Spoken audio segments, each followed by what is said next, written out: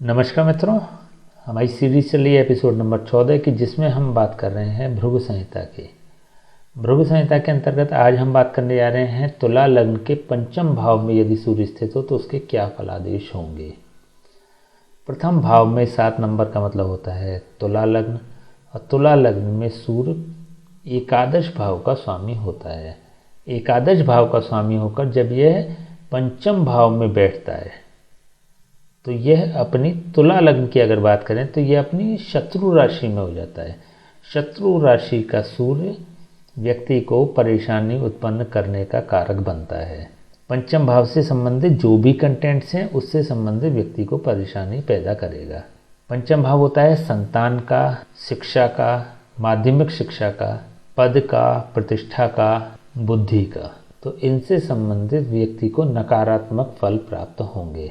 संतान होने में बाधा या संतान की तरफ से असंतोष की स्थिति रह सकती है।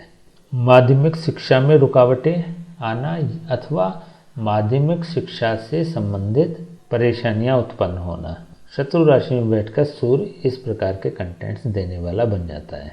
पंचम भाव से संबंधित और भी जितने भी कंटेंट्स हैं, जैसे बुद्धि, व्यक्ति की औसत बुद्धि होगी, बहुत बुद्धिमान व्यक्ति नहीं होगा, अथवा दूसरे शब्दों में बात करें तो स्मरण शक्ति का अभाव होता है। यहाँ से पंचम भाव से इसकी सीधी दृष्टि एकादश भाव पर होती है, जहाँ पर इसकी अपनी राशि होती है। सिंह राशि है, सिंह राशि का स्वामी सूर्य होता है। सूर्य की राशि में जब इसकी दृष्टि पड़ती है तो यह व्यक्ति के आय से संबंधित स्रोतों को एनहेंस करने वाला बन जाता है। आय से संबंधित कोई परेशानी उत्पन्न नहीं होगी। लाभ व्यक्ति को लगातार मिलता रहेगा। इच्छा पूर्ति व्यक्ति की होती रहेंगी। बड़े भाई का सहयोग प्राप्त होगा। ओवरऑल अगर देखें तो सूर्य पंचम भाव में शत्रु राशि में बैठकर पंचम भाव का नाश करने वाला बनता है और एकादश भाव पर दृष्टि होने के कारण इसको पोषित करने वाला बन जाता है। सूर्य होता है नवम भाव का कारक, दशम भाव का कारक और लग्न भाव का कारक। लग्न भाव से यह पंचम भाव पर स्थित है। लग्न भाव के सापेक्ष देखें तो यह सूर्य पॉजिटिव है। इसका मतलब यह हुआ कि इस व्यक्ति के व्यक्तित्व में सूर्य से संबंधित गुण विद्यमान होंगे। व्यक्ति फेमस होगा, आक्रामक प्रवृत्ति होगी, पॉजिटिवली आक्रामक प्रवृत्ति होगी, प्रभाव धैर्य की अधिकता होगी, प्रेजेंटेशन बहुत अच्छा होगा। तो इनसे संबंधित सूर्य पॉजिटिव प्रभाव प्रदान करने वाला हो जाता है। दशम भाव के सापेक्ष देखें तो यह अपने से अष्टम भाव में स्थित है। तो दशम भाव के सापेक्ष यह सूर्य पॉजिटिव फल प्रदान करने वाला नहीं होता। दशम भाव होता है प्रोफेशन का। तो प्रोफेशन से संबंधित व्यक्ति को परेशानी प्राप्त होंगी। प्रोफेशनली वेल सेटल्ड नहीं होगा। हालांकि इसकी जो दृष्टि है एकादश भाव पर वह लाभ की ओर इंडिकेशन दे रही है कि लाभ तो प्राप्त होंगे, प्रॉफिटेबिलिटी उसकी अच्छी होगी, लेकिन प्रोफेशनली बहुत अच्छा सेटल्ड नहीं होगा।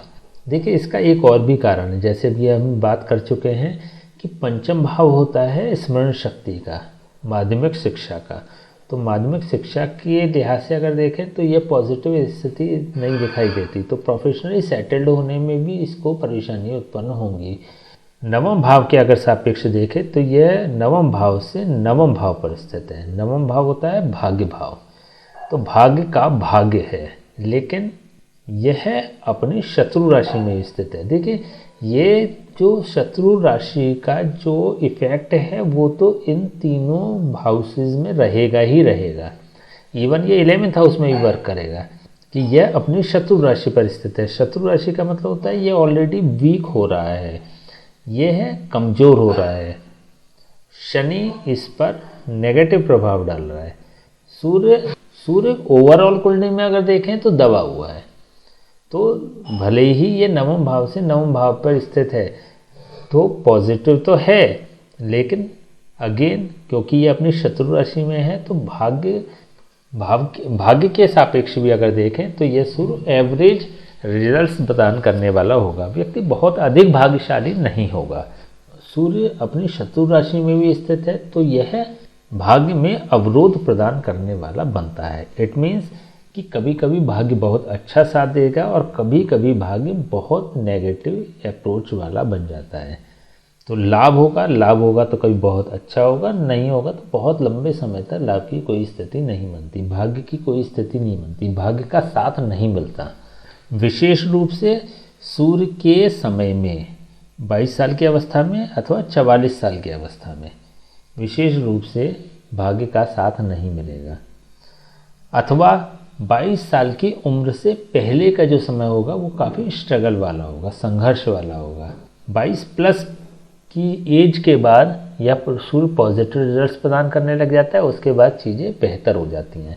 अथवा सूर्य के साथ कुंडली में राहु की स्थिति भी नेगेटिव है, कहीं ना कहीं राहु और सूर्य का कॉम्बिनेशन बन रहा है और राहु की स्थिति नेगेटिव आ रही है, तो 44 साल की अवस्था तक व्यक्ति को विशेष रूप से संघर्ष प्रदान करने वाला बन जाता है, संघर्ष प्रदान करता है। चलिए अब इसके हम उपाय की बात कर लेते हैं। पंचम भाव में सूर्य अपनी शत्रु राशि पर बैठकर विशेष रूप से संतान पक्ष से बहुत ज़्यादा प्रभावशाली नहीं बनाता या संतान पक्ष से प्रॉब्लम क्रिएट करने वाला बन जाता है। इसी के साथ माध्यमिक शिक्षा का भी कारक होता है। अगर आप स्टूडेंट हैं तो आपको भी माध्यमिक शिक्षा से संबंधित रुकावटें उत्पन्न करने वाला बन जाता है।